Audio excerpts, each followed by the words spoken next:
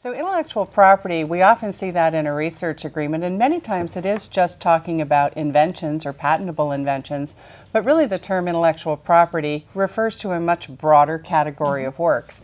It might include copyright works, which could be written works, music, or software.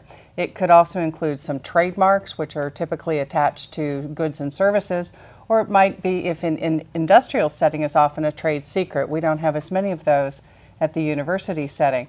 So when you see intellectual property used broadly in a research agreement, it's important to really see how that's defined and how inclusive that definition is. Is it really only referring to patents, or is it including one of the other forms of property that might arise out of the research results?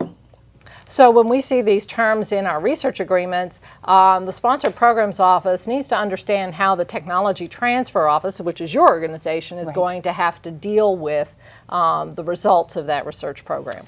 Absolutely, and I think at most universities you might have different policies governing how you handle inventions that arise out of research versus how you might handle copyright works. Ownership may be different, policies on reporting those to your institution may be different, so it's very important to understand what type of property that you're dealing with in the research agreement and understand how it is handled at your institution.